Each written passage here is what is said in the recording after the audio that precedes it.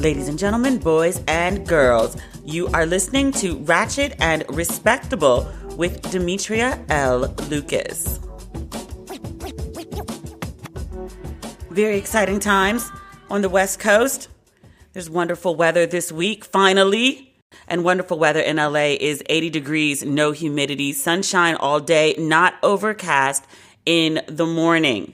So I finally feel like I'm starting to get a teeny weeny piece of my life back. I went to brunch with some girlfriends over the weekend at Margot in Culver City. It's one of my favorite restaurants. We had an amazing boozy brunch, which made me very happy. I have not had a boozy brunch in quite some time. I can't even remember the last time I had a boozy brunch. I went to a restaurant for the first time in months. A couple weeks ago, I went on a date, a good date, a nice gentleman. I did enjoy his company and his conversation, but that is neither here nor there. Boozy brunch, it made me so happy. I almost felt regular for the first time in a very long time. But I made an interesting discovery as I was trying to get dressed for brunch.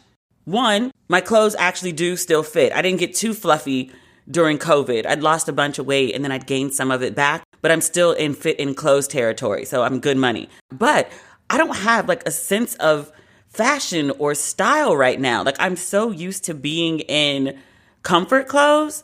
I had to dig through the drawer to find a proper brassiere. I usually just wear sports bras. I really had to dig through my drawer and was like, where are my bras? That was a challenge, but it was a good brunch with some girlfriends. We were celebrating her genius, Aretha. And then the following day, sometimes I'm I don't know about LA, and I'm thinking about Atlanta, and then I go back and forth. But I've decided to stay in LA at least for another 15 months. I'm moving to a new place. Yes, again. I don't have enough space in my space. So I'm going to move again. But 80 or 85 degree days in LA, the group chat is, whose pool are we going to? And then there's all these pool options. The quiet, cute, small pool is my pool. But there's also rooftop pools with amazing 360 views of DTLA. And then there's Olympic-sized pools with cabanas. There's also the beach. I love being in the group chat trying to figure out whose pool we're going to go to. But we went with a North Hollywood pool because it was cute and quiet. And you can see the mountains. You can see the mountains from the pool. I love LA today. That's really the only thing that I've done. I haven't had a lot of downtime lately, so I missed the Tina Turner documentary on HBO Max. I still haven't seen it, but people have been raving about it. When I get around to watching it, which hopefully will be sooner than later because I need a little downtime, I'll let you know my thoughts. I really do need some downtime, though. I'm not having the freak out that I had last October. We're almost there, though. I need to get out of here. I need to travel somewhere and see something different. I was actually contemplating going to Miami. That's how bad it was. And I was like, yeah, no, they just shut down part of the city. Not that I really hang out in South Beach when I go to Miami, but still, I don't want to do Miami for spring break. But I think I got caught in Miami for spring break when I was 25. And I was like, dear God, never again. It is crazy. And even people who live in Miami are just what the fuck? People went crazy this year. So I'm trying to stay put. I'm also trying to plan my birthday party. I didn't do anything exciting for 40 or 41. But for 42, I would like to do something. A cute getaway, maybe. Another escape to Mexico, maybe. I like those middle of nowhere trips and villas where there's no other people around. So maybe I can finagle that. I need something, though. This week in Black Excellence, we have very good news to report. Almost. That's me being shady. The Hollywood Reporter is reporting that Donald Glover has an overall deal with Amazon. They say he has exited his pact with Disney-owned FX for a multiple-year, 8-figure overall deal. The pact is believed to include a content channel of sorts that will spotlight Glover's work and other curated content on Amazon's Prime Video Hub. One of the projects allegedly that Glover is working on is a potential series called Hive, which is rumored to revolve around a Beyoncé-like figure. According to the Hollywood Reporter, the project is already staffing, and one of the sources they spoke to noted that Malia Obama is among those recruited to work on the series. It's very, very exciting. But I still have one question. Where is Atlanta? We've been waiting on Atlanta since 2018. Where is Atlanta? The series was picked up for seasons 3 and 4. Allegedly, it started shooting in March, quote and unquote, overseas. In fairness, it was impacted by COVID and it was supposed to air in 2020. But like many other shows, it got pushed back. So we are getting Atlanta at some point. But congratulations to Donald Glover in the meantime. I like him. I think he's smart. Alex Beresford, do you remember that name? He's the weatherman from Good Morning Britain who went the fuck off on Piers Morgan. And Piers Morgan stormed out and then reportedly quit, which I think he got fired. But he says that he resigned. But Alex Beresford called Piers Morgan on his shit after Piers Morgan, for years, was attacking Meghan Markle. He said some unkind things about her after her interview with Oprah. And then the weatherman went off. It was beautiful. If you've never seen the footage from that, please take a look. He's officially replaced Piers Morgan on the show. So he's no longer just the weatherman. He's officially a part of the morning team. Piers Morgan also did an interview with the Daily Mail about his clash with Beresford, who is 40. He's a gorgeous man. Wait, pause. Have you seen this new video of Beresford that's circulating? For his first day at Good Morning Britain, he's celebrated by hula hooping. Now, I don't know what country his people come from. I mean, he's living in Britain, but like his people, I think they from the Caribbean. Because he was hula hooping and them hips was just moving and swirling and shaking. And he was up, and then he was down, and then he was up. And I was like, oh, sir, you can dance and probably do other things really, really well. And because the internet is the internet, they set his hula hooping to some dance hall music. You know, the internet is just undefeated. It's glorious. I'll post the video on my page so you can experience this glory with me. It was very wonderful. He's a very agile 40-year-old man. He's in excellent shape. High tush, very high tush. Real cutie pie. But Morgan went on to say that he didn't say disappointed. What did he say? He said Beresford was equally uptight and it launched into a very personal attack against him. He pulled a you on you. You've been going off about Meghan Markle for years because you're mad she ghosted you. He wasn't even belligerent. He came to you with a lighter version of you. Bullies are the worst. This is the part of the interview that I really did not care for, though, with what Piers said, not what Alex said. Reflecting on the confrontation with Alex, he said, I don't mind outside guests trying to make a name for themselves by whacking me like this, the way he does other people, again. But I wasn't going to sit there and take it from one of my own team, especially someone who I've gone out of my way to help whenever he's asked me for advice about his career. Is it me? That just sounds very like stank, whitey, entitled, assholey. Just like to remind people that you've helped them. Like if you help someone, you do it to do it. I mean, you may do it for a favor in return, but should that favor be to like let you attack a woman constantly, belligerently, for years? I don't think so. I've gone out of my way to help him. Sir, well, he helped himself to your fucking job. Oh, well.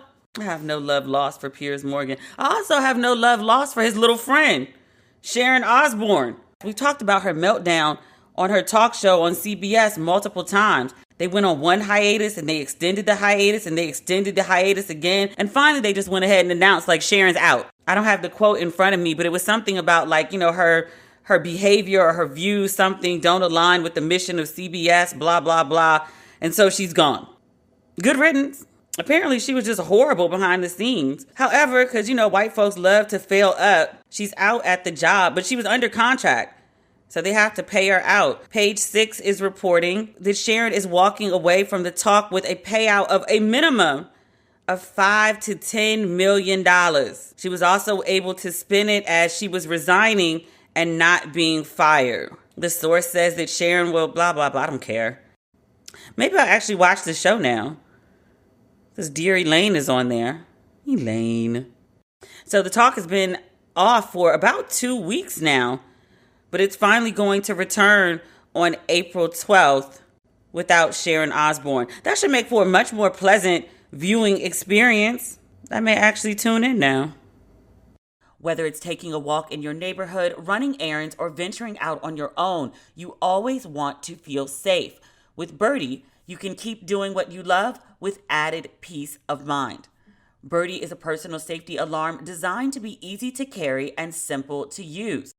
When you activate your Birdie with a quick pull, the alarm will emit a loud 130 decibel siren and flashing strobe light to help deter an attack. Thankfully, I have not had to use a Birdie in an attack, but I've tested it out in my house and that thing is loud.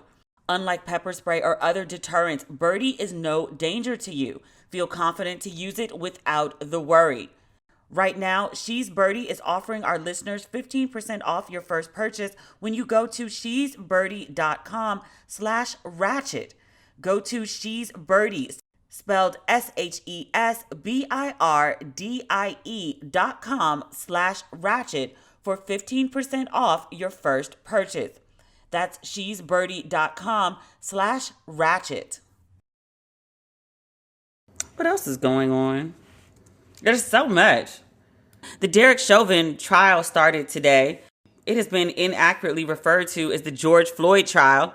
I always like to remind people when they call it such that George Floyd is not on trial. George Floyd was murdered by a police officer who, for all this time, we've been saying the officer kneeled on his neck for 8 minutes and 42 seconds, killing him.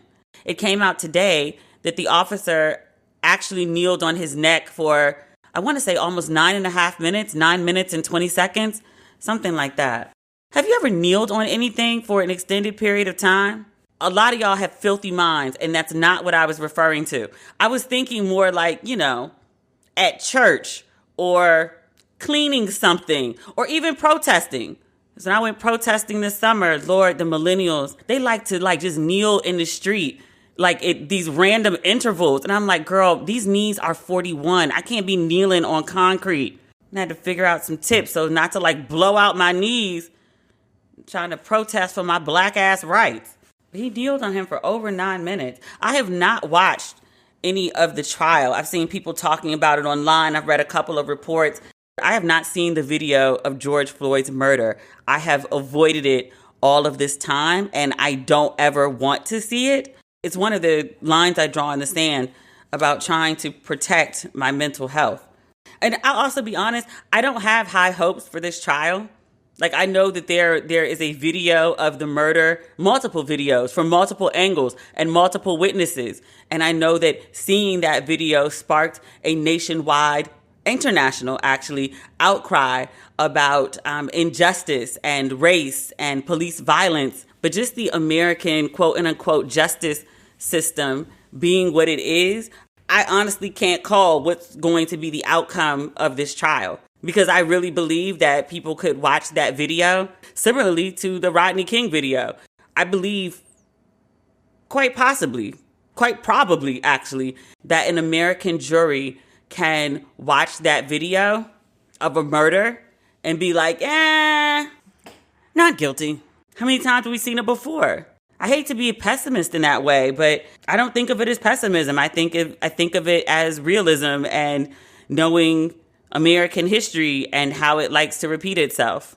I don't have my hopes up for justice in this case. I hope that I am proven wrong. I dearly, dearly hope that I am proven wrong. I hope that there is some justice for Floyd's family. We'll see. Because this is America. I want to talk about Tamika Mallory and the mother of Tamir Rice. After the Grammys, or maybe during the Grammys, a couple weeks ago, Tamir Rice's mother, I'm looking for her name on my screen. I just have her referred to as Rice. Samaria Rice. Tamir Rice, just as a reminder, is the young boy who was playing with a toy gun at a playground.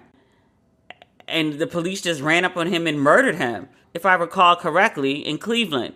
During the Grammys, Lil Baby did a performance, and the performance was about activism and injustice and Black Lives Matter.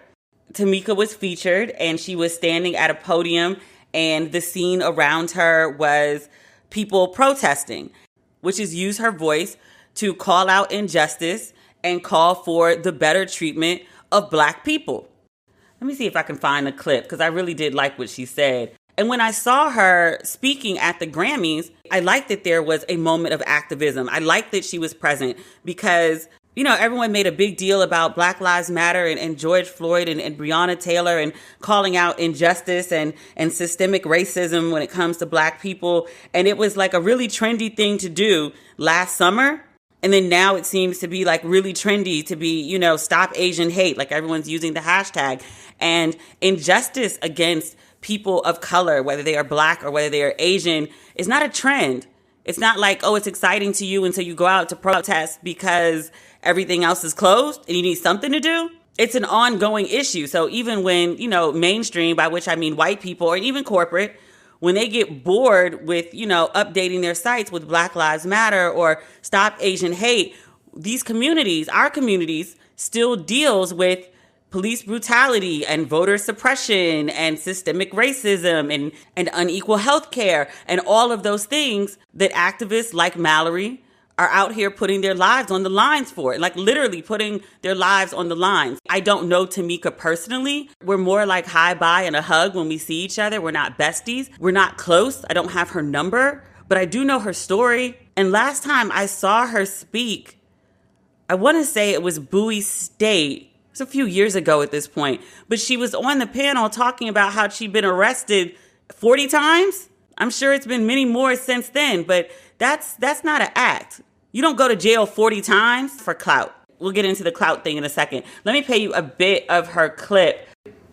It's the state of emergency. It's been a hell of a year. Hell for over 400 years. My people, it's time we stand. It's time we demand the freedom that this land promises. President Biden, we demand justice, equity, policy, and everything else that freedom encompasses. And to accomplish this, we don't need allies. We need accomplices. It's bigger than black and white. This is not a trend. This is our plight. Until freedom. Until freedom.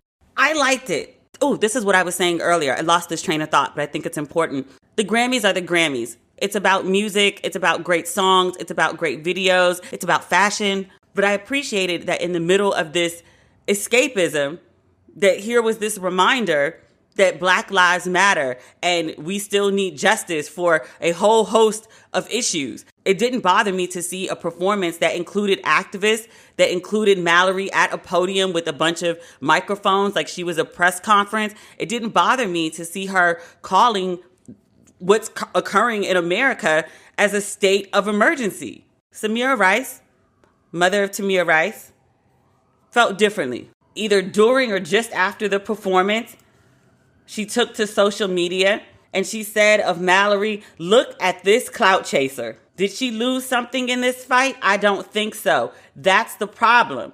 They take us for a joke. I think they is white people in this sense. That's why we never have justice because of shit like this. She was no fan of the Grammy performance. She did a follow-up interview with Cleveland.com. Mallory was not the only activist that she called out. She also mentioned Shaun King, which a lot of people have issues with him.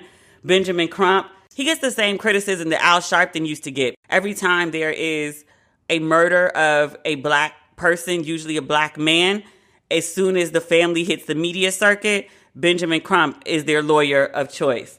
I probably said some not so favorable things about him, and I don't think I've said it on here, but I probably referred to him as an ambulance chaser. But I also had to check myself because I was like, this is his job. Like, he gets settlements, good settlements for families whose relatives have been murdered by the police.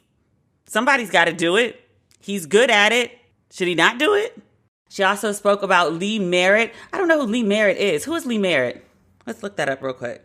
Oh, Lee Merritt is another one of the civil rights attorneys. I'm reading now. I'm glad I looked it up. He's running for attorney general in Texas. Huh. Okay. Patrice Cullors from Black Lives Matter. And then also Melina Abdullah. You remember Melina Abdullah. You may not know her name if you're outside of LA. She's a very well-known activist here. Think back, maybe last summer, there was a story we talked about a Black DA who had not been meeting with the Black Lives Matter activists in LA. And Abdullah leads Black Lives Matter LA. So the DA wouldn't meet with Black Lives Matters folks. And so they went to protest at her home. At first, they were across the street, and then some of the activists came onto her porch and started ringing the doorbell and knocking on the door.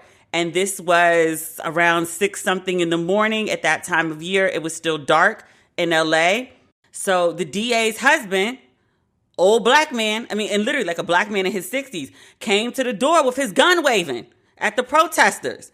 There's video of this. Obviously, they did this to provoke him. The video goes viral. A bunch of newspapers in LA covered the incident. Some people, I was one of them, was like, I don't think the old black man was wrong. It's one thing to protest the DA at her job. It's another thing to come into the neighborhood and protest in the street and make a bunch of noise. Fine. But to come up on somebody's house, I was like, that old black man, when his woman is in the house, she's not the DA. That's his wife. He got 2 jobs as the man of that house. Defend that house and defend that woman. You coming up, knocking on the door, ringing the doorbell, 6-something in the morning, and it's dark outside. I wrote about it on social media, and a whole bunch of people, whole bunch of women too, was like, yo, my daddy taught me how to shoot. They would have got met at the door with my gun too. 6 a.m., dark outside, ringing my doorbell on my porch. Those aren't for play hours. A lot of folks pointed out, them activists tried that in LA. They better not try that shit in Texas, not in Florida, not in Louisiana. Fuck it. Don't try that nowhere in the South. In California, they might be like, oh my God, I can't believe. In the South, they were like, you goddamn right he came to the door with a gun. He did it and he should do it again. That's a good Christian, God-fearing, gun-toting man. He did what the fuck he was supposed to do. That's how I learned about Melina Abdullah. At the time, I was like, sis seems like a great activist. She does the work. She's been doing the work her whole life. My criticism was not of her. My criticism was of her tactics. Because I was like, thank you for protesting for my black ass rights. I appreciate you, sis. I don't want you dying out there to do it. And I know a lot of people have given their lives. I don't want you to be one of them. She got kids, man. So I didn't agree with her protest tactics. However, there was an election coming up. Everyone thought the black DA was going to win by a landslide. There were 2 people up against her. She didn't. So there had to be a runoff. And in that runoff, I guess it was November, the black DA lost. So I was like, oh shit. I didn't agree with Sis's tactics, but I think Sis's tactics were effective. That's what I knew at the time about Melina Abdullah. And then I ended up working on a project with her. We did a roundtable discussion for Amazon about, remember that Small Axe series about the Black Caribbean community in England and social injustice? And we spoke about the similarities and what was happening in 70s England and what is happening in America at the time or just before, and then also in present America. And I thought she was a warm and passionate person and one of those people that you walk away from discussion and be like, nobody loves black people more than her. And she's been through a lot with like arrests and protests and, all sorts of stuff. She told me things, but I don't know if they were necessarily for public consumption or just conversation backstage. I wasn't engaging her as a journalist. So I want to be mindful of what I share from what I know of her work, and then from meeting her. I thought she was a wonderful and genuine person. It's not about what I think. This is a segment about what Samira Rice thinks.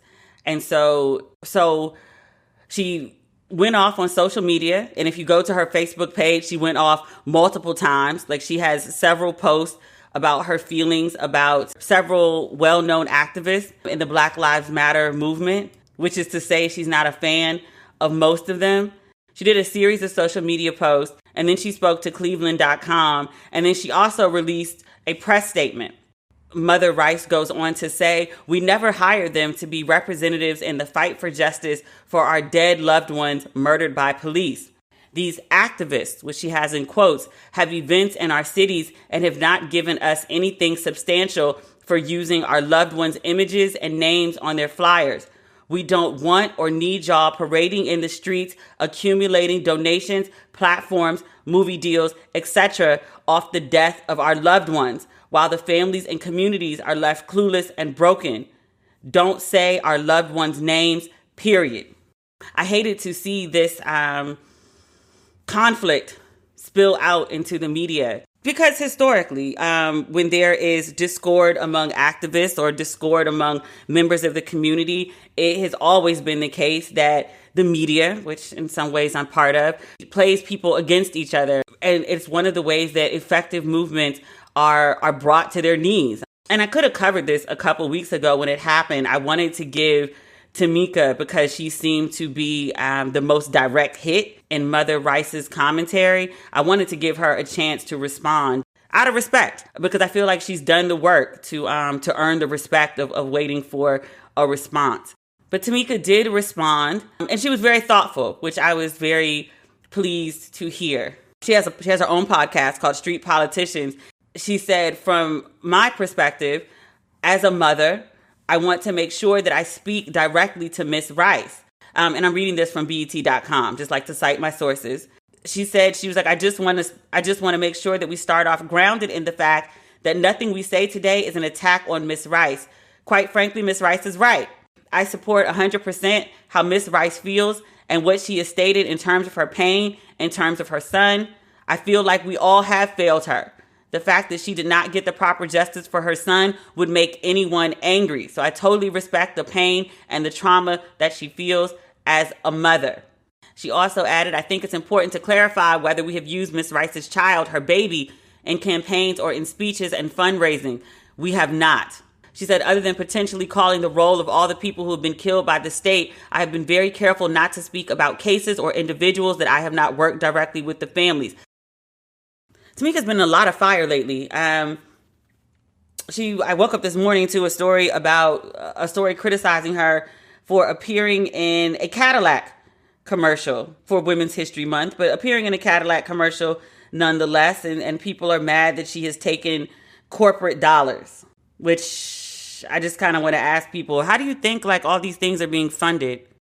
But a lot of people are really upset about that. And some not so much. They pointed out that, like, what is she supposed to do? I mean, like Sean King, he is constantly hawking a product, constantly crowdsourcing, which he gets great criticism for. Are activists supposed to be broke? Like, they have needs like everyone else. And they like to, like, live too. Should they constantly be in and out of arrest? Like, constantly, I don't know, just protesting? Like, do they get to have no life other than that? I used to have these conversations before I actually started going out and protesting, I used to have these conversations with friends, and I'd be like, okay, like I'm talking about the protest, but I'm not going out to protest, but I'm sending money to protesters. Like, does that count? And I felt very guilty about that. It's one of the reasons I went out to protest. But in speaking to like the elders, they were like, protests need money. Like, these things don't fund themselves. Like, they need donations. So sometimes it's corporate and sometimes it's crowdsourcing and sometimes it's individuals, but they need money. Activism is not cheap. But everyone did not agree. I was in a great Facebook discussion about it. And some folks were like, this is an opportunity for her to be compensated for her labor and to share her story with a larger audience. Like, that is the benefit of being in a commercial for Cadillac. That is a benefit of being on the Grammy stage. You're going to reach more people at both of those places than you will at a protest, which is only going to have a few thousand people. Maybe it'll get picked up by national media. Sometimes it does. Sometimes it doesn't. But other folks were like, she's being exploited. The message is being exploited. It puts eyes on the product instead of the work. I think that's also a valid opinion. I think if you're looking at a Cadillac commercial, she's there for the reason that everyone's in a commercial, to help draw eyes to the product being sold. It's a fair critique, I think. But I also don't believe in black folks being broke. And Lord knows she's doing the work. So I do think that she should be compensated. And if it's not via the people, then it's got to be via somebody. Shit. I hope Mother Rice, Miss Rice, can find whatever kind of peace you can possibly find when your kid is killed. I don't know even what that could possibly look like. I'm glad that Tamika addressed her respectfully. It seems as Mother Rice is not really open to the response. I don't really know what else to say about that. I feel terrible for this mother. Usual wines are wines for the modern drinker. Each bottle is 6.3 ounces, a heavy pour, or about a glass and a half of wine, which is the perfect size. No more pouring wine down the sink when you don't want to finish the bottle. Because of the single-serve format and bottle design, Usual is always fresh, so no more flat bubbly or stale rosé. Usual wines come in a red blend, that aforementioned rosé, and a sparkling white wine called Brut. There's also Usual Spritz, a low-alcohol, low-calorie wine spritzer that's made of sparkling wine and guava juice, kind of like a White Claw, but for grown-ups. Each serving has just 83 calories. My favorite Usual wine is the rosé, of course, and if you'd like to try it, go check out their website at www.usualwines.com and use my discount code RATCHET for $8 off your first order and try your first glass on us.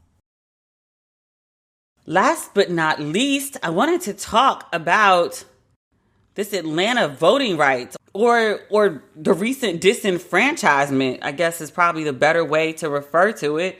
Last week, Georgia signed into law a series of new laws that made it harder to vote in Georgia. And it's part of a larger trend in the country. I read, I think it was on CNN, Republican legislators in at least 43 states have introduced more than 250 bills to suppress or constrain voting. This is according to the Brennan Center for Justice at NYU Law School. NYU is my alma mater. Go Bobcats.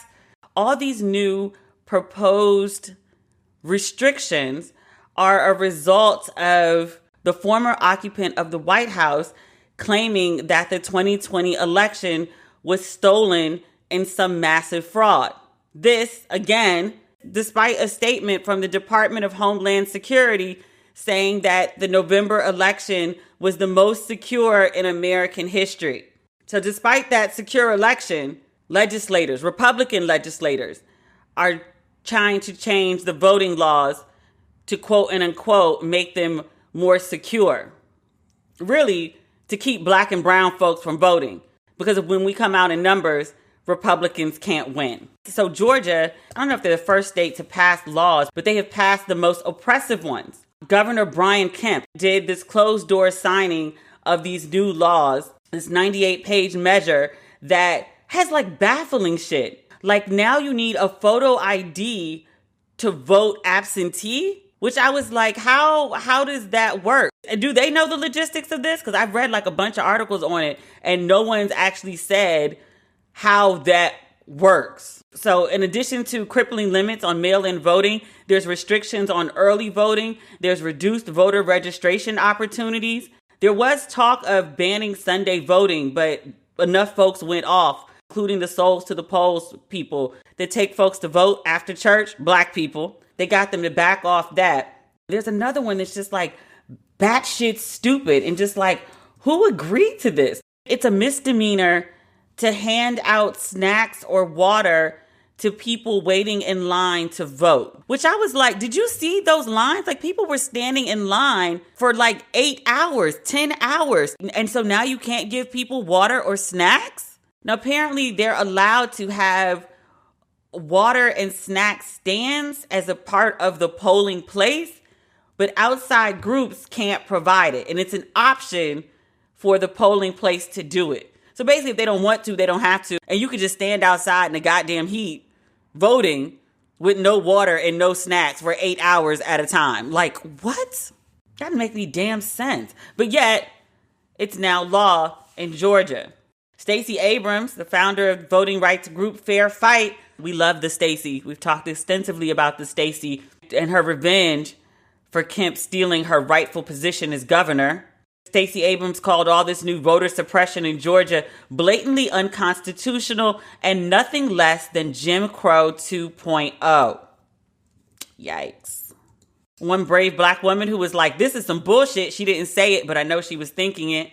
Kemp and his cronies did a closed door signing of this elections bill. State Representative Park Cannon. She went up and knocked on the door to argue for transparency. Like, you gonna do this crazy shit? Which I read somewhere. Kemp was sitting at this table and I think there were 2 or 3 white men standing lined up on each side of him. Which I was like, God damn it, it's Georgia. Y'all couldn't find no black people for this photo op? Like, y'all just gonna be real blatant with it. But apparently the picture behind him was a very picturesque painting of a plantation. Which I was like, optics, people, optics. Y'all not even trying not to look like racist. God damn. But Park Cannon, she went and knocked on the door, and police officers told her to stop. And mind you, she knocked. There's video of the whole thing. Like, she went up to the door, she knocked. Apparently, they told her not to knock on the door, and she knocked again. And the police arrested her. Arrested her, handcuffed her, took her out of the building, put her into a police car, and then, went through all the rigmarole of, putting her in actual jail. She was in there, well into the night. They got her out the same day, but, is that serious? Move the woman away from the door. Stand in front of the door so she can't knock. But, you're really going to arrest, a whole state representative for knocking on the door. Meanwhile, you know what I'm about to say, these white folks go storm the goddamn Capitol and leave when they get tired because they've been, rioting all day. And they left to get some dinner and go to their hotels, fly out the next day. People be like, there are two Americas. Yes, we've known this for years. Must you be so blatant about it? But I guess that's actually the point. But to reinforce the white people that sure, do whatever the fuck you want. And to reinforce the black people nah, we gonna kill your ass over basic shit. Allegedly counterfeit $20 bills, or children playing with toy guns, or I don't know, a woman in her business wear knocking on a fucking door. Was it really necessary to arrest her? Really? The state of Georgia has been sued by multiple organizations to get this bill overturned. Hopefully it can be done so before the next round of elections. President Joe called Georgia's new laws an attack on voting rights. He said he would use the example of Georgia as a focal point to push Congress to pass a federal package that would override state voting restrictions. There's a federal proposal in its early stages that would create automatic voter registration nationwide, allow former felons to vote, and limit the ways states can remove registered voters from their rolls. It would expand voting rights by mail and promote early voting and give states money to track absentee ballots. That sounds like a good idea. I don't know. This 50-50 Senate better get on it. I don't know how long we get to keep it. No criticism to Joe. Joe been on the money. He said 100 million vaccines in the first 90 days, and we hit that in the first 45. Go Joe. But since you want to roll, keep rolling. Get us some decent voting rights in this country. Jesus Christ. Not last and not least, I want to talk about this Lil Nas X video. Montero. There's so many folks, so many good Christians. And this is a point that I know I'm about to lose listeners and followers and readership. And I'm okay with that. There's certain things that I'm happy to take the L for, and defensive common sense, and also standing in alliance with the LGBTQIA community. I'm good if y'all stop fucking with me because I, endorse logic and queer folk. I'm good with that. Montero has just pissed so many people off. And I'm like, do y'all even know what y'all mad about? Seriously. With this video, which is 98% CGI, it depicts Lil Nas X is in the Garden of Eden. He's having a great time. A snake seduces him to have sex. He ends up on trial in a Roman type Colosseum. He ends up being stoned for being gay. And instead of going to heaven, he decides to take a ride on a very long stripper pole where he descends into hell while wearing thigh-high patent leather boots and his drawers. He sees Satan sitting on the Satan throne, and so he gives Satan a lap dance. He twerks on Satan, and then he snaps Satan's neck and takes the horns off Satan, putting them on himself. So he's embracing hell. He's turning into the devil. There's all sorts of interpretations that can go here. People were like, oh my God, Lil Nas X, you've lost your goddamn mind. How do you go from a good family-friendly song like Old Town Road to this shit? And Lil Nas X was like, yo, I was talking about drugs and adultery in Old Town Road. But they're like, why would you do this? Why would you praise Satan? He's like, what? I'm not praising Satan. He's like, my whole damn life, people, Christian people, I think is what he meant. But he said people have been telling him that he is a sin for being gay. And they have told him that he is going to hell because he is a man who wants relationships, who wants love, who desires intimacy with the same sex. You're going to hell because you're gay. So he was like, y'all told me to go. Y'all told me that's where I was headed. So I did a video about going there. What is the goddamn problem? Everyone wants to talk about the video. Everyone wants to talk about, it's demonic. He's promoting Satan. The timing came out right before Palm Sunday, which is sacred to Christianity. What he's done is so disrespectful to us. Y'all not gonna talk about telling kids they going to hell? Lil Nas X wrote an open letter to his 14-year-old self while promoting the video. Let me read it to you. I think to paraphrase it, I won't quite do it justice. He said, "Dear 14-year-old Montero," and Lil Nas X, his real name is Montero. He said, "I wrote a song with our name in it. It's about a guy I met last summer. I know we promised to never come out publicly. I know we promised to never be that type of gay person. I know we promised to die with the secret, but this will open doors for many other queer people to simply exist. You see, this is very scary for me. People will be angry. They will say I'm pushing an agenda, but the truth is I am. The agenda to make people stay the fuck out of other people's lives and stop dictating who they should be. Sending you love from the future. LNX. Lil Nas X." Y'all don't want to talk about that part though. Y'all don't want to talk about depressed 14-year-olds. Y'all want to talk about the image of black men and masculinity. You want to talk about these shoes that are coming out that allegedly have a drop of blood in them, which is the most ridiculous thing I've ever heard. Like, yes, the company is marketing this Lil Nas X Satan shoe. They're selling 666 of them, which is, the devil number. They're selling them for like over $1,000 a piece. They're also being sued by Nike to cease and desist. That's a whole separate thing that came up earlier today. There is no possible way on God's green earth, I believe I have to explain this, that there's actually going to be a shoe sold on the open market with a drop of human blood in it. It's just not going to happen, people. They're just saying that shit to get you to buy the shoe. Lil Nas X, Jesus Christ, is not satanic. He is not a devil worshiper. Despite this Satan shoe, he is trolling y'all. The video with the devil that everyone's talking about, then the Satan shoe, it is all a part of a marketing campaign for his new video. Have y'all learned nothing from all those years with Madonna?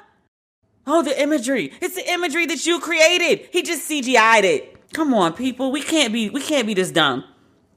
We can't be. What about the children? Yes. What about the children? What about the 14-year-olds like Lil Nas X, who people keep telling are going to hell and the damnation for being gay? What about those children? You don't mean the gay kids. You mean straight kids, which, again, I can't believe this has to be explained in 2021. If your kid sees a video of a gay person and then is like, I'm gay, your kid wasn't turned gay. Your kid felt comfortable enough to come out. You can't turn straight people gay by watching TV. That's just not how it works. If that was the case, and this is not an original thought, it's been said a million times, but people seem not to get it. There would be no gay kids if that's how this whole thing worked. There'd be no gay people if that's how this whole thing worked. Because gay kids, gay people are inundated with images of heterosexual love, relationships, sex. It's everywhere. It's in cartoons. It's on billboards. It's in commercials. It's everywhere. And somehow they gay. Oh my God, I feel like my head is about to blow a fucking gasket. Seeing gay people exist on TV, in commercials, in videos, it's healthy. Gay people exist. We can't just ignore them. I mean, we tried that for a really long time. It really didn't go over very well. You just have a bunch of miserable people trying to suppress themselves and then doing crazy shit to deal with their pain. We don't need any more of that. We've had enough. And I say that as a Christian. I mean, I'm not a perfect Christian, obviously. But Jesus Christ, I can get the part right about, like, not hating gay people. It's not hard. You just don't do it. I can't believe this has to be fucking explained. Do me a favor. If you're going to discuss this Lil Nas X video, if you're going to post on Facebook about it, if you're going to post on social media, if you're going to do Clubhouse conversations, because I was in one for hours over the weekend. It started off really well, and then like the Hoteps got involved about like the image of masculinity and the conspiracy to bring the black men down. And no, nigga, everything is not about straight black men. you can be black and a man and not be straight, and it doesn't make you any less of a man. The way black men can sometimes have this way of centering themselves as like the baseline for normalcy in the same way that like white men do, and then exclude black men from it.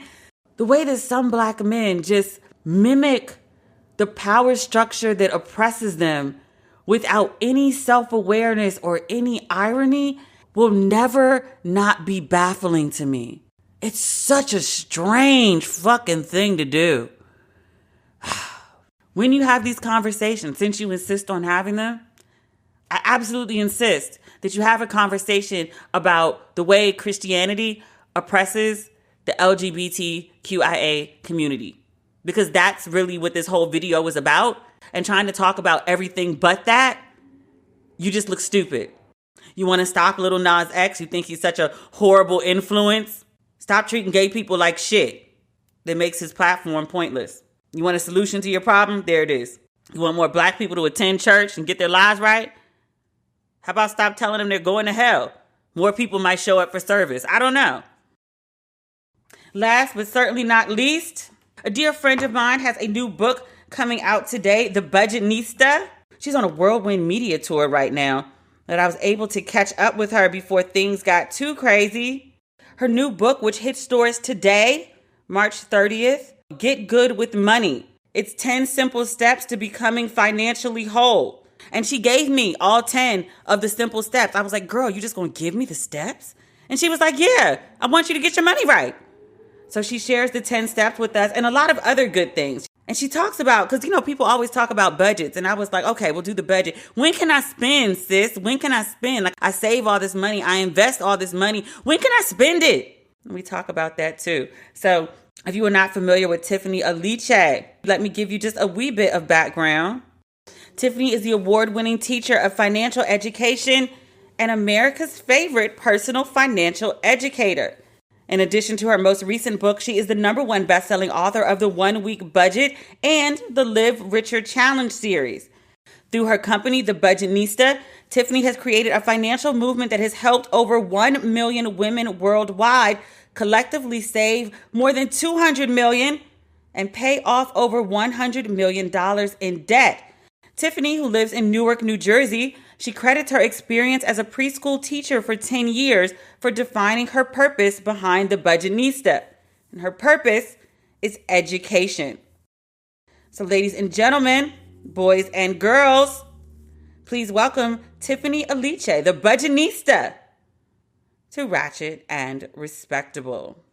Tiffany, I am so excited to be on the podcast with you today. Thank you for coming on Ratchet and Respectable. Well, thank you for having me. You've been my friend in my head for a long time. And I was like, yes. Are we still friend in head status? I mean, like, we're friends. Yes, we are. We were doing a little kiki beforehand, but yes, I could definitely say that. I remember the first time I met you in person. I think you were at, was it, what is that Beverly Bonds, Black Girls Rock, right? I think it was in Newark. Mm-hmm. And then you turned around and you said, I know that cadence of speech. And you're like, Budgetnista? I was like, yes, indeed it is I. And I think that was our first meeting. I'm so weird that way. I can't remember people's names for anything, but I can recognize like your voice. I'd be like, oh, I know that voice. And then turn around and be like, hey, I know you, but I don't know you. Yes. But now we're going to be friends. But I remember the last time I saw you, I want to say it was ABFF. And I don't think I knew you were in a movie. Like my friend was doing the publicity. I want to say it was for Prudential. Maybe? Yes, it was for Prudential. Mm-hmm. Okay. See, stuff like that. I remember. I was there because my friend invited me to Wisha. And I'm like sitting there watching the film and then like you go across the screen and I was like, ah! I was so excited for you. I know. It's been honestly a wild and crazy ride to like what's happening now, especially the last, I want to say year and a half. It's been breakneck speed. I can barely catch my breath, but I'm blessed. You know, you have to be like, I'm blessed. Jesus, don't take it. But I'm just saying it's been crazy. It has been crazy. But what's coming up is not crazy. Your new book. Yes. Get Good with Money. It is my love letter to sisters. Like all throughout, you will hear me call you sis. Because I just felt like we deserve to have a manual that was laden with love to walk you step by step through what I call financial wholeness. not wholeness, not the ratchet. This is the respectable part. This is the respectable part. Okay, wholeness. Yeah. Talk about that another time. We're not recording. And I wanted, because 10 years ago, I was really in the dregs of my financial drama and trauma. And as I was digging my way out, I was like, how come there's no clear, concise guide to tell me what to do from beginning to end? And I used to be a school teacher before I started the Budgetnista. And so I was like, I'm going to do that. I'm going to create the guide that we all need. And so Get Good with Money was born. I started writing it during pandemic and quarantine. And I thought, if we had this during that time, so many of us would have had such a strong financial foundation. We wouldn't have been shaken to the core as we have been. I know your story, but some of my readers may not. You lost your job and that caused you to lose your home. How did everything go, I guess, to crap? And then how did you build it back up? Anytime your life has gone to shit, it's been, you thought you was grown. So I was in my 20s. My father was a CFO and an accountant. And so he taught my 4 sisters and I how to manage our money. And so I just used to do what he told me to do. Like daddy said. And then when about 25, 26, I was like, girl, you're grown. Who needs to ask daddy with his 2 degrees in finance and economics? Why should you ask your father who knows all the things? So I stepped out on my own and I leaned into a male friend of mine. I'd known for like 5 years, and I was young enough then in my mid to early 20s to think that when you had nice things, it meant you had money. Now we know better. Do we? But he had like the Porsche. Well, hopefully Some better. of us. Some of us. Okay. But he had like the Porsche, the penthouse, all these things. So I asked him to teach me how to invest. And instead, he got me involved in a credit card scheme that left me $35,000 in debt instead. Soon after that, I just graduated with my master's. So that was $52,000 worth of debt. And right before that, I bought a condo when I was 25 because I felt like, I'm grown now. I can afford one, and I could. And so now I had a mortgage, student loan debt, this $35,000 in debt. And then my school closed its doors a year or so after that during the recession, the Great Recession in 2009. And so it was just tumble after tumble after tumble. And I found myself moving back home with my parents, age 29, going on 30. My parents are Nigerian, which meant that I still had a midnight curfew at 29. My dad was like, "Where are you going? There's nothing in the streets." I mean, you live here was now. he lying? But was he lying? What was he lying? He wasn't, but still, I was like, oh my gosh. So it was just it was really dark times because I was always known as like the go-to girl for financial savviness amongst my friends. And so there was just a lot of shame there. And it took a good girlfriend, my best friend, Linda, to kind of call me after I'd been avoiding her. And she was like, "What's wrong?" And I told her, I owe credit card debt. I lost my house and all the things. And she was like, welcome to the world, sis. I'm calling you from my mama's couch right now. Mm-hmm. So if you are listening and you're feeling like it's just you, I promise you that it's not. And so Linda gave me the permission I needed to forgive myself. And one thing I did know is I had a great financial foundation. And foundation is such a theme in my life, Demetria. Like when I taught preschool is foundational education for the rest of your educational life. And I realized that that's what I'm best at. And that's what Get Good with Money is all about. It's about the 10 steps to financial wholeness, which is your financial foundation. 10 steps, sis? I can get my financial life together in just 10 steps? Yes, I promise you. The thing is that it does require work, but it's not hard work. It's possible, doable work. You just need someone to explain it to you clearly.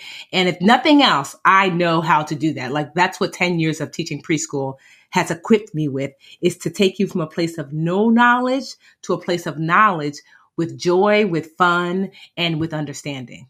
That's what I love most about your approach to financial wellness, is it comes from a place, one, that you've been there, and then 2, of encouragement and not shaming and humiliating people for making bad choices. I just don't get that. There are some financial, I don't even like the word financial guru. I'm your financial girlfriend, right? And so I don't understand how we invite some of these financial gurus into our churches just to holler and scream and yell at us and tell us how bad we are if we overspent, right? I just don't understand that. I don't think there's a place for shame in education. How is that helpful?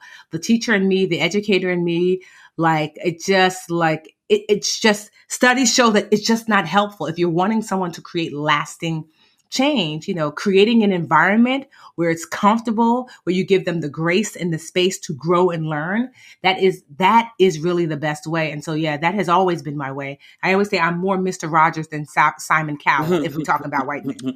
I love it. I love it. What are the biggest financial issues facing Black women? I know one is budget. Another one's got to be credit. Credit, girl.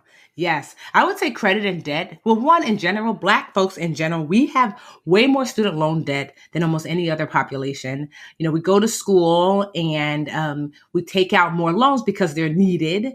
And as a result, we are laden with these loans. And so you can have people who make a great deal of money, but then they owe $100,000, $200,000, $300,000 in student loan debt. And there's interest being piled on top of that. So debt is definitely the thing I hear about most, then credit, because folks want to buy homes, they want to buy cars, and credit is a lever to enable you to use a little to get a whole lot more. And so people don't know how to raise their credit score or to keep a healthy credit balance. And then I say budgeting, like no one ever comes to me and says, help me with my budget, because they don't care. They're like, they either want to invest, fix their credit, or get out of debt. But I always slide in what I call the peas with the pizza. Mm-hmm. So while I'm teaching you credit, you're getting some budgeting because you need it. While I'm teaching you how to invest, you're getting some budgeting because you need it. And so it is that is those one of the 10 steps in the book. Budgeting is first and foremost, but really the pre-step is mindset, because you have to shift your mindset if you're going to be able to hold this new way of thinking and being and moving. What is the mindset that we need to have in order to be financially savvy? Well, first, you have to release the shame. I promise you, if you are struggling in silence with your finances, it's because of shame. And so I just employed somebody I needed so badly, Dr. Green. She is my coach. She's a therapist as well. And so she was like, Tiffany, shame is such a dangerous emotion because shame is a liar. Shame doesn't say, Demetria, you made a mistake. Shame says, Demetria, you are a mistake. Yeah. Yes. And shame thrives in shadow. It thrives in silence. It thrives in you keeping things to yourself. It loves that. And so the only antidote to shame is voice. You have to give voice to what you're thinking, what you're feeling, what you're holding back. That's why after my good girlfriend, my best friend, Linda, asked me like what was happening, and I told her, I was able to start to see there was a way out, because shame shields you from solutions as well. And so one of the things that I created beyond just the book is I have this online community on Facebook called Dreamcatchers Live Richer with the Budgetnista. There are 500,000 of us. 90% of us are Black women. There's a handful of men in there. I always remind them that they're guest of a guest, so you eat last. And so, but I created that because I know everyone doesn't have access to a Linda, and I know that women, especially Black women, work best in community. So it provides a place for you to have accountability, encouragement, someone that's going to normalize the process, because there's nothing that you have gone through that someone else has not gone through and fixed for herself and is not willing to share with you. She will.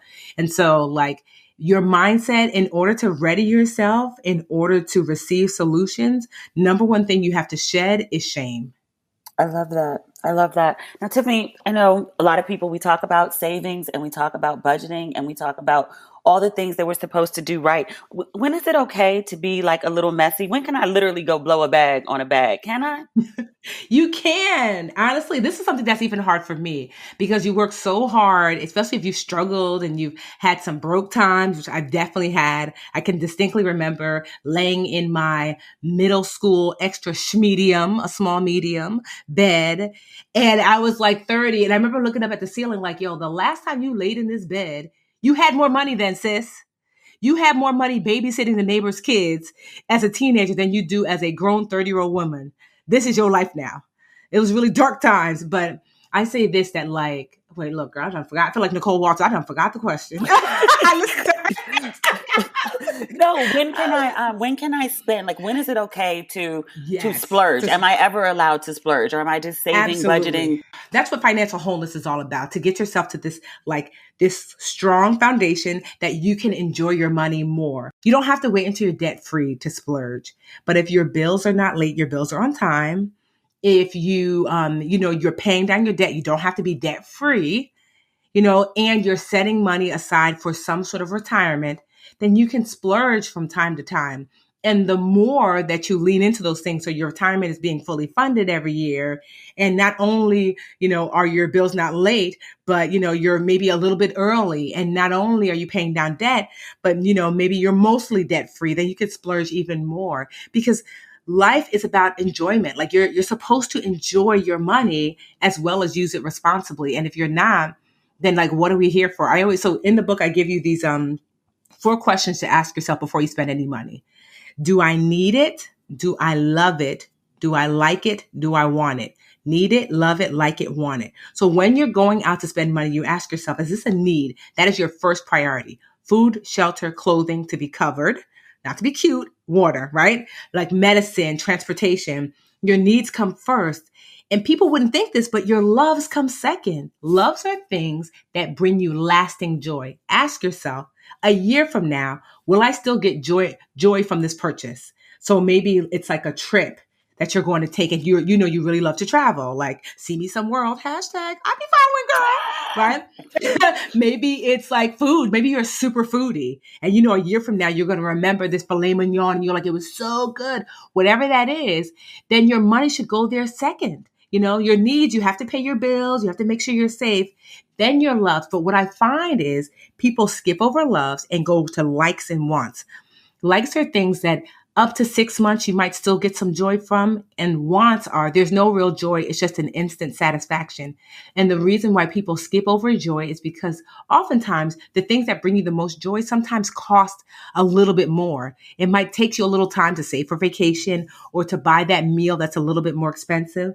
So that's what I remind people of, is that if you live in the needs and the love side of your life, that's where you're going to have more enjoyment with your money versus the likes and the wants. Anytime you spend on likes and wants, it doesn't mean you can't. Just know, though, that it's taking away from your needs and your love. I spend without guilt. I'm able to say, well, Tiffany, all of your needs are taken care of. So you want to go on vacation.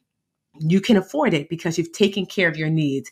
And I reduce my likes and wants, so I have excess money to go toward it. I saw this meme the other day that my friend Rihanna tagged me in. She was like, yo, friends without kids be like, girl, I'm bored. You want to go to Africa on Friday? And I was like, that's me. That's me. Literally, that's me. Like my friend Cabral one day was like, oh, I'm so stressed.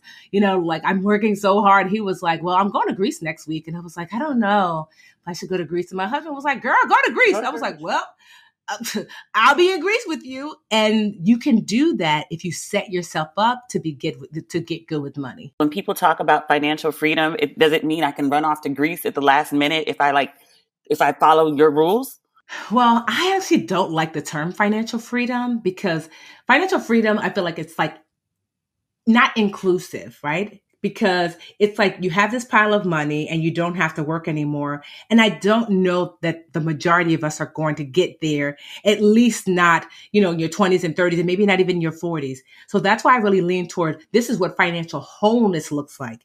That yes, you have full command of your money, because a few people in their lifetime will reach financial freedom before they are elderly, but everyone can reach financial wholeness, no matter your age, no matter how much you make, no matter what you do for a living. That's why the subtitle of Get Good with Money is 10 Simple Steps to Becoming Financially Whole. It's accessible to everyone. And yes, that's what it looked like. I actually traveled the most when I was making the least amount of money in my early 30s. Mm-hmm. It is possible to shift your money from places that don't bring you lasting joy to the places that do. I was willing to say, no, here, and to say yes here. So I was notorious to telling my friends, like, they're like, you want to go to brunch? I'm like, oh, no, girl. I'm saying yes to Morocco in 2 weeks. I'm saying yes to India. I'm saying yes to Nigeria. These are places I've been. I'm saying yes to Monaco, yes to Panama, Costa Rica. I've been to over 30 different countries when I had the least amount of money because I said yes to the things that meant the most to me, but there was a lot of no to things that really did not. I love that. Like the brokest year of my adult life when I was 37, 38, living in the guest bedroom of my parents' home, 10 different countries and 12 different cities. Was just bopping around everywhere. But like you said, I turned down the brunches. Like I would love to do Four Seasons brunch. I don't have 120 for brunch right now, but I do have money to like go to Haiti. I do have money to go to Ghana. I do have money to go to Bali. I get it. Exactly, exactly. I want you to lean into the yes of your life. I tease my friends that like your budget is like your black mama. You're like, Ma, can I go outside? Yes, after you finish your homework. Can I have dessert? Yes, if you eat dinner. Your budget is there to say yes, if, after, and, or. Like your budget wants you to have the good things in life, but it wants what's actually best for you, just like your mama, because we think of budget sometimes as like this restrictive thing, like black moms are so strict. No, she's looking out what's best for you. She wants you to have a fully enjoyable life that you can actually maintain. And so that's what your budget wants for you. It's truly your say yes plan. I had to do a mind shift around creating a budget and sticking to one because when I see the money taken out of the core account, because once I take it out, I pretend it doesn't exist, but I keep forgetting like it's still my money. It's just not in the core account. Like it's still there. It still exists if I really want it. Exactly. And it's there and accessible to you. And once you start to have accounts like you have your emergency account, like I have a year's worth of expenses saved, just in case, shit should hit the fan, right? But then I also, I set aside for things that I truly like want to enjoy. Like when outside was open, I totally had a travel account where I would put my money and I'd be like, let me see what's open and available. I used to travel, I would say at least 4 or 5 times a year. I would go someplace. I love traveling internationally, but then I really started to get into traveling domestically. Like some of my favorite cities are Savannah. I love Savannah. Same. I love San Diego. Same. I love to, where is it? It was so beautiful in not Taos, is it New Mexico? But New Mexico was amazing. I went to, where's the hot air balloon capital of the world? Albuquerque. So I didn't love Albuquerque as much as I loved whatever's next to Albuquerque, but it's such a beautiful places to see. There's so many beautiful places to see. And the world truly can be your oyster, kids or not. No matter what your job is, it truly can be your oyster if you lean into using your money as one of the tools to crack that oyster open. And I think that it's high time that Black women had a guide to help them get there. You are worthy, sis. I love it. I love it. I love it. I know I keep saying that, but it's true. I love it. There's so much, I don't even necessarily want to call it advice. I'll just call them memes. There are so many memes circulating about finances. I love to call it like LLC Twitter or LLC Instagram. Yes. What would you say maybe like the biggest fallacy of the financial information that's just sort of put out there? What would you say are some of the biggest myths that are floating around about financial literacy? So one of the biggest myths that I see perpetuated sometimes from the financial industry itself is that before you do anything, you have to get debt free. Like debt free over everything. Like if you look up hashtag debt free or hashtag debt free fam or whatever, like you'll see some of the biggest names in personal finance. That is the crusade that they're on. But I always share, like I've got a nephew. He doesn't have a car note. He doesn't have a student loan. He doesn't have a mortgage. He is totally debt free and he's broke. Because Roman is 5. If debt-free equal wealth, Roman will be out here rolling in the dough. Y'all know a bunch of broke toddlers, just like I do. Debt freedom is not wealth because if it was, your toddler would be contributing to your bills. They are not. So I want to break that cycle of thinking debt freedom is wealth because it's especially pushed on our community. There was a study that was done that found like the number one goal for the Black community financial goal for us is to become debt free. And the number one goal for people at large is to grow wealth. The thing about debt freedom is it's a goal, but not the goal. Like you can start to work on, as you grow wealth, you can pick up debt freedom on the way. You're not supposed to stop there. And so I wish that was something that would go away. But yes, or like the other one, the other meme is that, yes, that everyone should start a business. I'm here. It's hard. It ain't for everybody. There's nothing wrong with having a job that pays some, like pays your bills regularly. I'm so glad that my husband has a regular job because that's how I have health insurance. Girl. Good health insurance. I told him, I'm like, bro, we got money, but let me tell you what we don't have. Health insurance if you leave that state job. He got about 5 more years that we could take it with us. I'm like, you can retire after that. There's no shame in working. And a lot of people love what they actually do. So that whole everyone should start a business, everyone is not built for that. And then I always share too, because if everyone, started a business, then who would feed the babies? Like who would be teaching? Who's driving buses? Who's going to fix your car? People need to do different things in order for this world to work. So that's one. And then one that I find kind of funny is I just think it's just the dumbest. It'll be like, would you rather have $10,000 or 850 credit score? So that's like 850 is the highest FICO score you can have. And people be like, ooh, give me the credit score, sis. No, dummy. Take the $10,000. Right? Like, I just don't understand. I'm like, like the $10,000 is actual cash. People give too much credit. That first of all, you don't need an 850 because credit is a range and the beginning of perfect credit is 740. So your friends are like, I got an 802. Nobody cares, sis, because my 740, me and you getting the same interest rate on this home loan.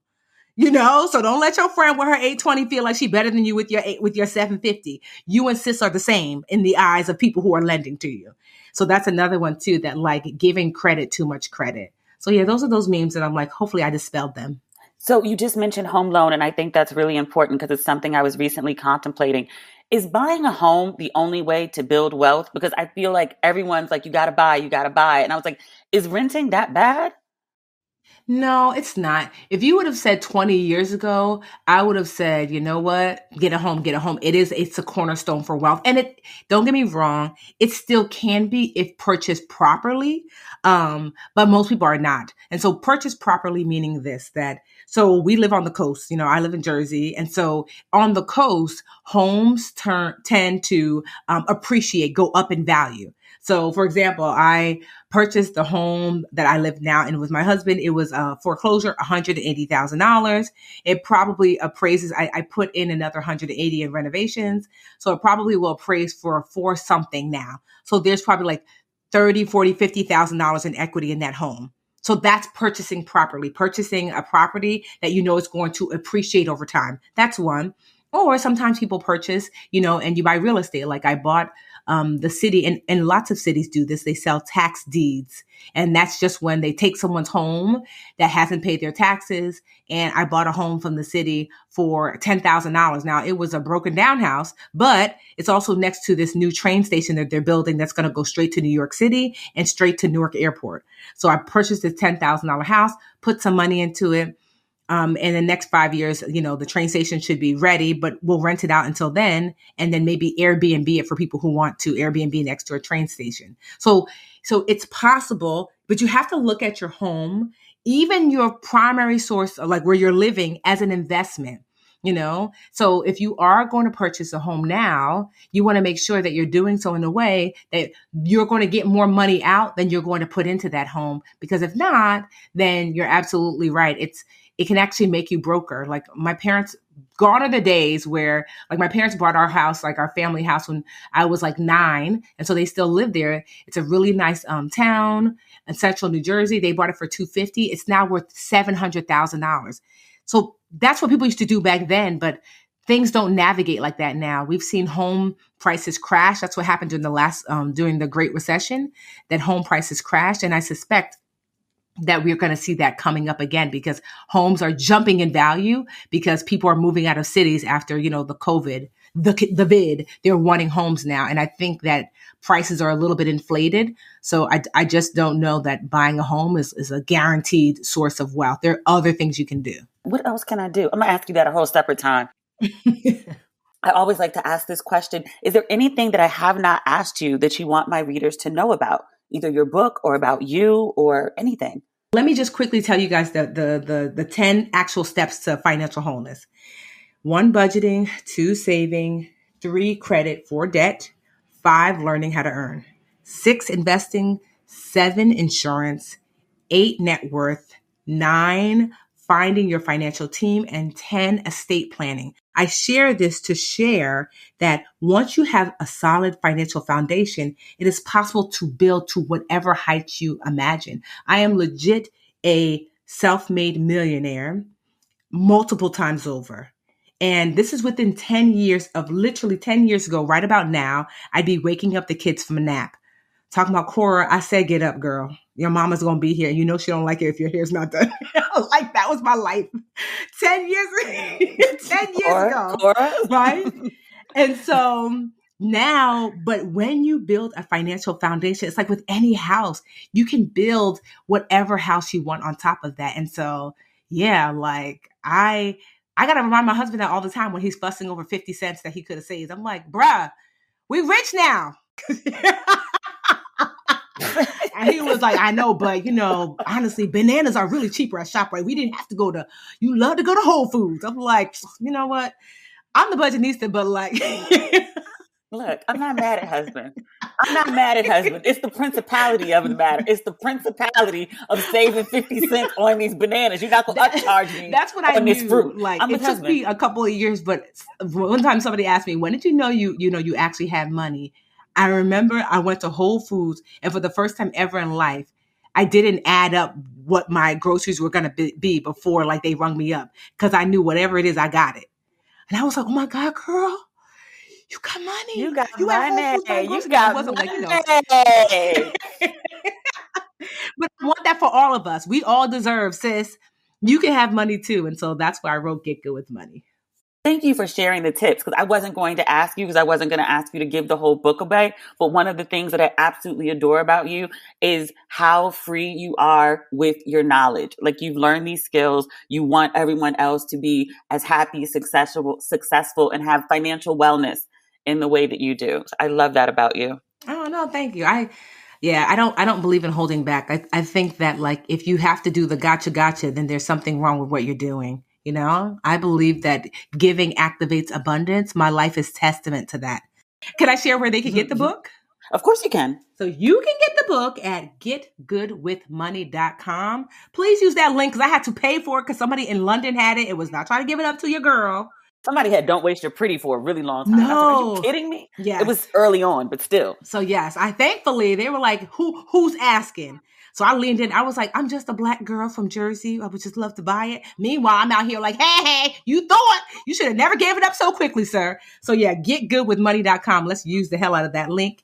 And thank you so much, Demetria. This has been awesome sauce. You're super welcome. And where can they follow you online for like just day to day? Because like the conversation that we're having right now, you go on live and you talk to people like you're talking to friends. I do. I am the Budgetnista on all the socials. My favorite is Instagram, but I'm on Twitter. I'm on Facebook, YouTube. I'm on TikTok, although my 14-year-old stepdaughter will not teach me how to use it. So you won't see nothing over there.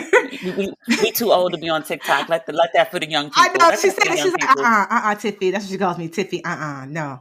It's not. It's not for you. But no, I go live on Instagram, and like when I have a lesson on my heart, I might be in my PJs or my auntie robe or my just getting ready for bed, so having my locks laid down. But if I have a lesson, y'all gonna get it, because for me, teaching is truly like why I was put here. I know that 100,000% that my purpose is to teach, whether it's through books, whether it's through my podcast, Brown Ambition, whether it's through my online school, Literature Academy. But teaching truly is like why I was created. So I love, love, love to teach. So if you need some schooling and money, even if you don't have the coin to get the book, you can always get free information from me, especially on Instagram. Wonderful. Well, I have a copy of the book that was sent to me. I'm going to go ahead and go buy another copy. Did you do an audiobook for this one? I did, which was brutal. Child, they didn't tell me how hard those things were, but I did do the audio version. And so if you want to get the audio version, go ahead and get that too. Like, honestly, I'll just give you a little tea behind the scenes. I didn't even want to be on the cover of the book, Demetria, because I said, ain't nobody going to buy a finance book with a Black woman on the cover, except for us. I really was like, they're not going to buy it. And thankfully, Penguin Random House, who is my publisher, and Heather Jackson, who is my agent, they were like, no, you need to be on the cover of this book. Because they tried other things. They're like, Tiffany, no. Because they asked me, and I was like, no, I don't want to be on it. Because I'm like, yeah, I wanted to have universal appeal. And I'm so glad that they forced my hand, because when it came in the mail and my stepdaughter saw it, she is like, I'm chocolate and she's double chocolate. She squealed with delight, was like, can I have a copy? And I said, oh, sure. I'm thinking she's just going to keep it on her shelf. I'd heard her tell her little girlfriend on her little iPhone, talking about, girl, I'm about to get my money straight. My stepmother's book came in. Meanwhile, what money at 14? But we need to be on covers. And that's why I love seeing you on yours. There needs to be more representation. So I love the fact that now I'm on the cover of this book. So. I would have fought you if you told me this story when you were going through it. I would have flown to Jersey in a pandemic with a mask on and be like, bring your ass outside. Come out. You deserve, you've done the work, and you've been doing it for a very long time. And your beautiful smiling face and your beautiful locks and all of your brownness needs to be seen and celebrated on a cover, girl. You deserve it. Thank you. Thank you. Thank you for coming on Ratchet and Respectable and sharing all of your amazing advice. Well, thank you for having me. And no, your audience is awesome. I told you, I keep up to date, girl. I be knowing all the things. I'm like, Demetria, where is my episode? Look, I'm busy right now. Folks be mad at me if the episode's not up by midnight. Angry at 12:05. Are we getting this now, or do we have to wait until 1? Because they know the schedule Meanwhile, now. With my Don't Waste Your Pretty pink and red sweatshirt, I'm like, girl, sis, I'm all in. I am a fan, okay? I love it. I love Tiff. She's the best. We had a 20-minute conversation before the interview about my personal finances. Cause I'm just like, what am I doing with my life? Should I buy something? Should I not buy something? Should I just continue invest all my money? Cause I don't know what else to do with it. She also gave me a recommendation for a financial advisor, which I was like, thanks, sis. I need that.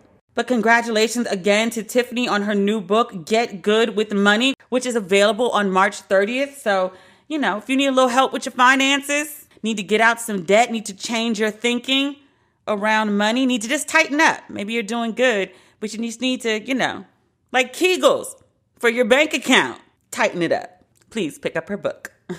So that is it for today's episode of Ratchet and Respectable. There is still merch for Don't Waste Your Pretty on the site. It's a little warm out for the hoodies. I think we might tuck those away for the season, definitely by mid-April. So if you want a Don't Waste Your Pretty hoodie, they are still available on the site. And if you want a coffee mug or you want a signed copy of Don't Waste Your Pretty, I said I was going to finish signing them by the end of March.